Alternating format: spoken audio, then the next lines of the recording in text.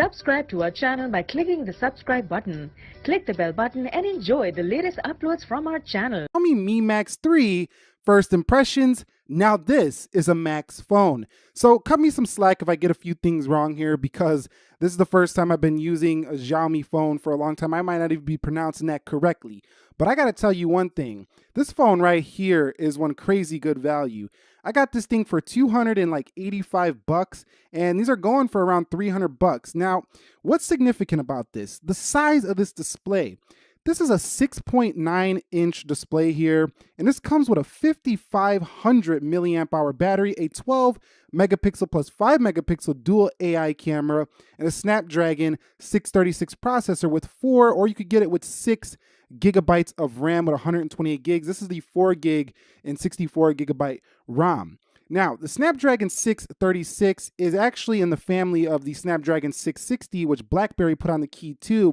And we all know that phone, even with a mid-range processor, performs well. So this one, I've been finding it to perform quite well as well. So the iPhone XS Max, labeled the Max phone, actually looks tiny in comparison to this Xiaomi Mi Max. Now, these phones aren't comparable at all when it comes to spec. We know the XS Max is a much more powerful device, but look how tiny that thing looks comparatively to this Xiaomi device. 6.5-inch display, and this guy is a 6.9-inch, more like a 7-inch display. This is a huge Max type of device. So let's take a look at it next to the Galaxy Note 9, another big device. Now, the Galaxy Note 9 is a pretty tall device, so it kind of stacks up pretty nicely next to this phone, but it's still pretty small in comparison on the display to the Xiaomi Mi Max 3. So this device is just so much screen for the money. Okay, so this display is full HD resolution, 350 pixels per inch.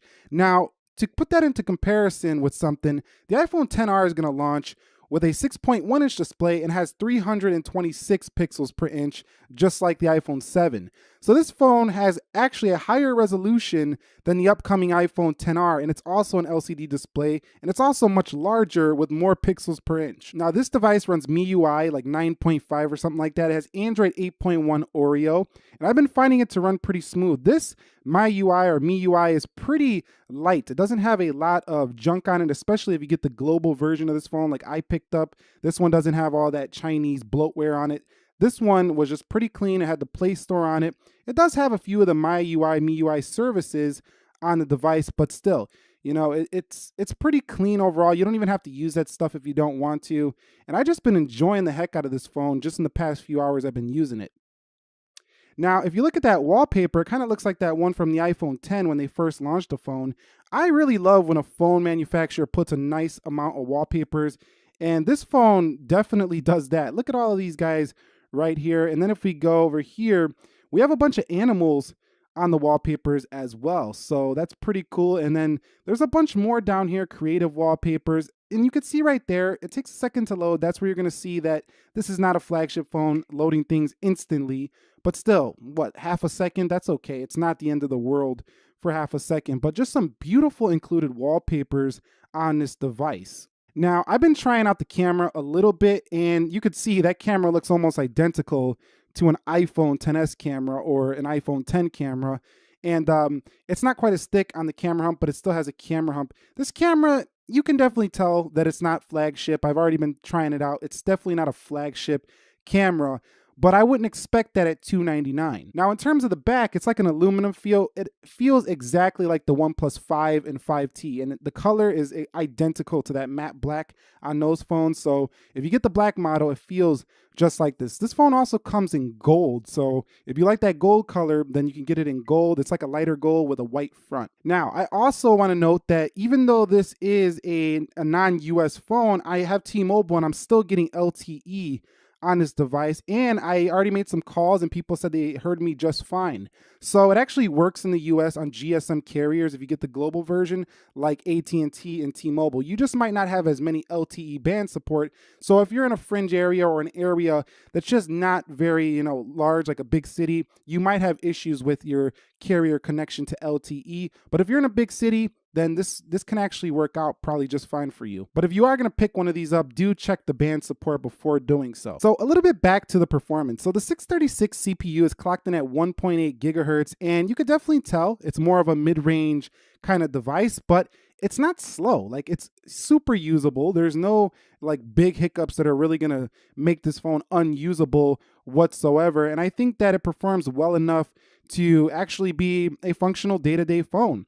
So, it's not going to give you that super great gaming performance. Some games might lag on this device. So if you're a gamer, you might want to steer clear of this one. But there's an alternative to this phone if you want like a gaming style device, and that would be the Honor Note 10 from Huawei. It's also a 6.9-inch display, and it has a much better processor and GPU, but this is even cheaper than that phone. That phone's about $600 or so US. Now, this guy has 64 gigs. I had like 50 gigs with the ROM installed available. I put the 256 gigabyte card in this phone, and it took it just fine. So you can expand the memory up to 256 gigabytes as well. This also has Bluetooth 5.0, something you're going to see on flagship devices. And the real big thing so far that I've been noticing is the battery. 5,500 milliamp hours. This thing, I've actually had it off the charger for about, I'm going to say about 2.5, 3 hours now. And at 98%, it's already at 98% in like 3 hours. That's nothing. This phone is easily going to go about 2 days if you're a light user. If you're a heavy user, you might use it up throughout the day, but I'm already thinking I'm going to get like 11 to 13 hours of screen on time with this device. Now, this phone can also shoot in 4K video. Now, the selfie camera is 8 megapixel f2.0, and it could do 1080p video. In terms of this camera software, it actually reminds me a lot of the iPhone. You have video, short video, photo, portrait, square mode, and panoramic, and you also have a manual mode. Pretty nice to see on a more mid-range budget device. One thing that's not so great about this Mi Max 3 though is the weight. It weighs 221 grams, so it's pretty much the heaviest phone you're gonna buy right now. There is heavier probably devices, but this one is super heavy, so that's one downside to getting a such large device. But because this has like that 18:9 style aspect ratio, this thing doesn't feel like a 7-inch phone that you would have got a few years ago. Like a few years ago, you would get the 16:9 7-inch phone. It would feel like a tablet. This is actually manageable if you have a decent sized hand. And if you don't have a decent sized hand, you do have one-handed modes on this phone as well. So this device also has a second screen mode where you can go ahead and do things on a second screen. Like if you pass your phone off to somebody and you don't want them seeing your information, you can have a second space right here to protect your privacy. So this thing also has a few features, like you can change your themes out on this device. You can also do full screen applications. You have gesture control like this, like what you would see on an iPhone. You can just hold like that to get to your applications. They go sideways just like Android 9 Pie, even though we're not actually in Android 9 Pie on this device yet. So that's it. That's the Mi Max 3. You're definitely not going to like this if you already thought like something like the XS Max looks way too big, because this phone makes the XS Max look puny. Like we can put the XS Max right here and the XS Max will disappear out of existence just like that. Some things I do want to mention are kind of a downside to this device is that you don't get wireless charging. You're not going to get like IP68 water resistant, but you do get quick charging and you do get it in the box. It does come with an EU charger, so if you're buying it in the US, you're going to have to get an adapter for the US plug, or if you're in another country that uses a different type of plug, you're going to need to get an adapter for that country as well. You're not going to get things like stereo speakers, the best cameras in the world, but this display is actually quite great. It has pretty good viewing angles. There's not really any blue shift on this display. I mean, it's LCD, so you don't have to worry about burning. And so far, it just seems to work pretty well, even though it's only about $299 or so. So in conclusion, it just kind of boggles my mind what you can get today for such a low price versus what you can get today for, you can say, a higher price point. I mean, so phones these days, it just seems like you can get so much value for so little, and it makes you wonder, is it really worth it? But really, where a flagship phone like a XS Max or a Note 9 or one of these more premium devices are going to be worth your time and money is if you're not buying the other gadgets that complement your lifestyle. So what I mean by that is a camera.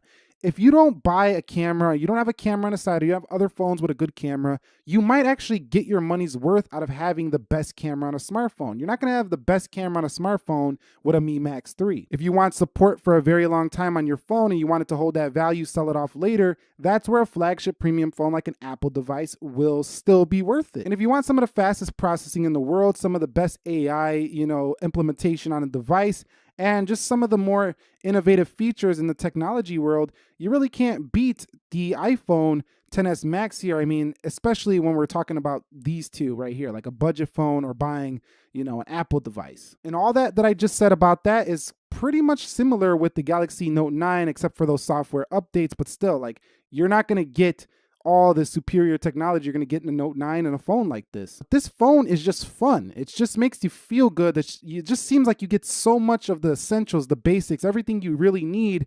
And the big thing on this phone is just battery life. It's ridiculous. You can say, but you have to deal with that ridiculous size. That's okay. So that's the Mi Max 3. This is a Max phone. If you guys have any questions, comments, concerns, feedback, let me know down below. But I got a question for you. What do you guys think of these cheaper entries with large screens, some of these Chinese phones, some of these other budget devices like the blue phones that come out? What do you think of these more budget to mid-range phones? Do you like these devices? Do you think they're much more worth it? Let me know your thoughts. Hit the thumbs up.